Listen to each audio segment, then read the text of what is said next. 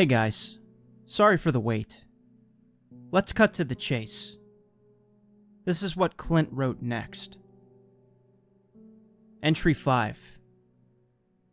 I'm not sure what the hell's going on right now. I'm at the back of the convoy with Lauren and Kaginori, who's at the wheel. We were driving fine. Before we left, Grillo had told us not to look at anything outside the vehicle, and especially not to fire off any shots.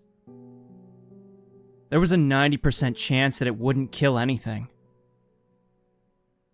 I almost broke that rule when I caught a glimpse of something pressed against the window right beside me.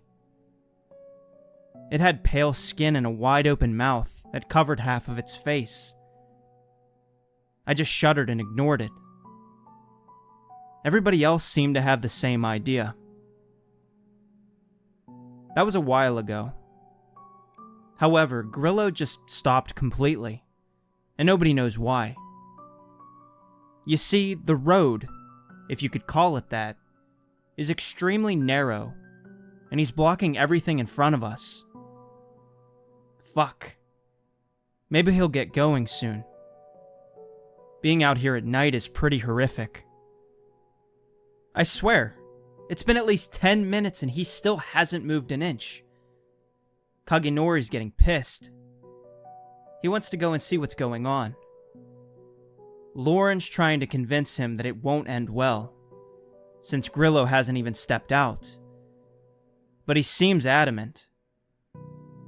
To be honest, I'm close to go checking it out myself. Shit. Duke just came out in front of us, holding a rifle. He's walking towards something in front of where Grillo stopped. He's yelling at it now. He sounds pissed. What the hell is going on? Now he's raised the weapon. Grillo just stepped out and tackled him to the ground. They're wrestling now. Kaginori's run out to see what's going on. I need to know as well.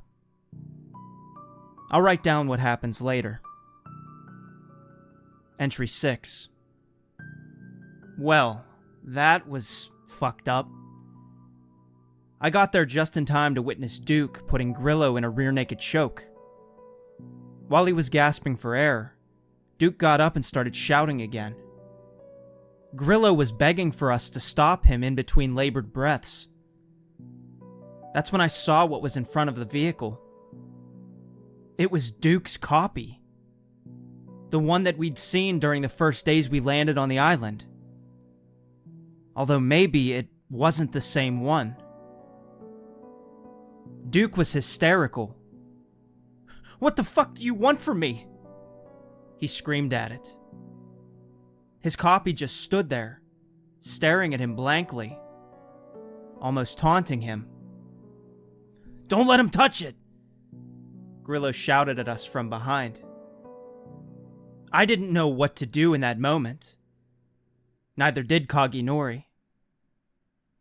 I could see Novex running up from behind us, but he seemed hesitant to do anything. We just remained passive observers. Duke was starting to get close to the thing. Very close. It looked as if he was about to throw a punch any second. I turned to see Grillo fishing a pistol out of the vehicle. "What the hell are you doing?" I asked him. He didn't respond. Instead, he just pointed the gun directly at Duke. "Don't fucking do it!" he pleaded. Duke just ignored everything. That's when he raised a fist. Grillo got the shot off just in time. Duke's blood splattered everywhere as he fell to the ground. Nobody moved after that. We all just stared in anticipation, waiting for his copy's next move. I saw Kaginori slowly inching his way back to the vehicle. The thing stayed put. It just stared at Duke's body, but its facial expression was different. It almost looked disappointed. That's when its body started changing. It was hard to explain. I just remember it looking surreal. Its skin seemed to be bubbling and it was growing taller. Eventually, it started walking away backwards at a speed no human should have been able to move at. As soon as it was out of sight, Grillo screamed at us to get back in our vehicles. We obliged. That's where we are now, driving again. Lauren's asking us what happened, but I don't really feel like reliving it. Kagenori hasn't said a word. I'll ask Grillo about it later, I guess. Entry 7. We finally stopped near a clearing. Grillo's gotten out of the vehicle and is signaling for us to do the same. Couldn't tell you how long it's been, but I'm cramping up. I eventually told Lauren what we had saw, but she had no response to it. She's just been staring at her lap. I'm not really sure why we aren't driving anymore, but I definitely see lights in the distance. We must be going the rest of the way on foot. I'm going to talk to Grillo now, see what he says. Alright, it seems he doesn't know much about it either. He's only been told what to do upon direct encounters with it. Apparently, the number one rule is that you cannot initiate contact with it under any circumstances. As long as you're in its peripheral view, it can imitate your appearance perfectly. It'll also never attack you, given that you don't touch it first or take any action that may harm it, like running it over. You're just supposed to walk away from it. I asked him what was supposed to happen once you've touched it. His response was short and cryptic. That sets it free. We can't have that. I tried asking him what the hell that was supposed to mean, but he changed the subject. We gotta walk the rest of the way, he said. Can't pull up in the convoy. Grab all the weapons. This was disconcerting, to say the least. But it looked like I wasn't getting any further answers out of him. I just did what he told me to do. We started heading towards the clearing. Through the brush, we could see the outer limits of the city. There was a big wall, looked like stone, spanning the place. There was also a large gate surrounded by guards. I could also see some buildings peeking out from the top. I'd nearly forgotten the sound of everyday city hustle at this point. This was a glimpse back into the old world. That's when Grillo dropped the bomb on us. He had no fucking plan. Apparently, he actually used to be a guard for Paradise X. However, he got kicked out for reporting the rampant misconduct his coworkers participated in. Yeah, it looked like this place was beyond corrupt. The other guards would beat, harass, and rape their way all around the city with no accountability. And he got sick of it. He only came here for revenge. He was about to kill as many of them as he could before they stopped him. I never had guns before, he said with a twisted grin. They won't see it coming. Look, Grillo's a good guy, but this is madness. He told us that we could go back, that he wouldn't hold it against us. The problem was, we didn't know how to get back to the settlement. Novex had a similar story to Grillo. He sure as hell wasn't helping us either. Well, it looks like we could either try and brave it in the shit show of a jungle, or hope for the best in the city. This shit is looking bleak. I'm listening to Grillo and Novex discuss the plan of action right now. Everybody else looks horrified. Kagenori's got his face buried in his hands. Christian is praying near a tree, and I think I saw a tear roll down Lauren's eye. But I seem to feel nothing. In fact, now that I think about it, I'm actually kind of excited. Is this just blatant denial of my situation? Or am I actually going insane? Who the fuck knows? The best thing I can do right now is focusing on not getting shot. Apparently, they don't use the enhanced guards outside the walls. Again, they were too important.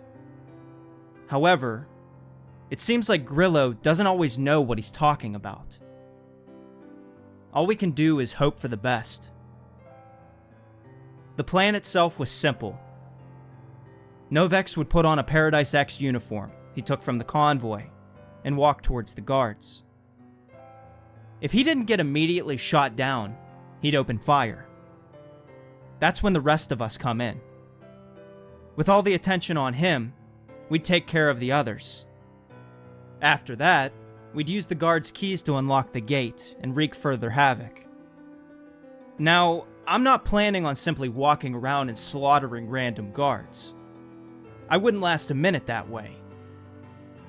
I'll hide somewhere. Let it cool off and explore the city.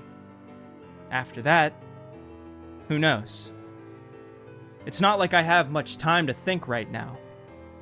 Anyways, Grillo's counting down already. He's got 9 fingers up. 8. 7. Fucking hell. Entry 8. I don't know how I keep getting so lucky. I got skimmed by 2 bullets, but that was it. I'm hiding behind a dumpster in an alley right now, with Christian and Lauren. I don't know where Kagenori is, but I know that Novex was shot dead by the guards as soon as he walked out there. We managed to get rid of the rest of them while they were busy with him. I remember seeing Grillo take a bullet in the shoulder, Kagenori in the thigh, and one destroyed Christian's ear. But this time, Grillo was right. None of those damn super soldiers were there. However, we were also pretty much out of ammo. It didn't take long before we heard shouting coming from inside the walls. After we unlocked the gates, we were met with a large statue of some dude with a hook for a hand. A bunch of civilians started staring at us as well. Here's the thing. I expected the quality of life in Paradise X to at least be decent. However, it looked horrendous. Everybody had bags under their eyes, and their tattered clothes barely hung on to their tiny frames. They all looked like disconnected zombies. The city itself looked like a post-nuclear Gotham. There were tons of skyscrapers, but they were foreboding and dirty. There was destitute buildings lining the place, and every street seemed to be cracked. It was filled with what I assumed to be roving police squads, and the amount of people sleeping on the sidewalks was both astonishing and disturbing at the same time. I swear, I saw some dude getting the shit kicked out of him in plain view of everybody, and nobody intervened. Not even the police. But that's probably because they were running towards us. However, they didn't have guns. Only what looked like batons and knives. That's when Grillo went all out. He emptied the last clip of the rifle into a cluster of police before using it as a melee weapon. He was hurling loud, aggressive expletives at them while he did this. God, he really hated this place, didn't he? I needed to get the hell out of there. The last I saw of Grillo was him getting picked up and tossed into a windshield by an enhanced. I ran away from that whole situation until I was about to pass out. Civilians kept looking at us, but they didn't seem to give a shit. At this point, I still had 3 bullets left. I looked back to see Christian and Lauren not far behind. They also looked to be on the verge of puking. I didn't see where Kaginori went. That's where we are now, hiding behind this filthy dumpster, trying to catch our breath. I don't know what we're going to do next. I don't know what we're going to do at all. I've killed so many people, but I don't really mind, to be honest. Entry 9. Shit. A couple of cops are walking by us right now. We decided to hide directly in the dumpster, just to play it safe. My eyes are watering. Lauren just slightly gagged. It smells like nothing I've ever experienced before. I'm not sure what I can do. I have a gun, and they don't. I could probably jump out and force them to give up their weapons. Maybe I will. Wait. I just noticed that one of the cops has a tattoo on his forearm. Could it be? Holy shit, it is. It's the Chicago Cubs logo. This motherfucker's from Earth.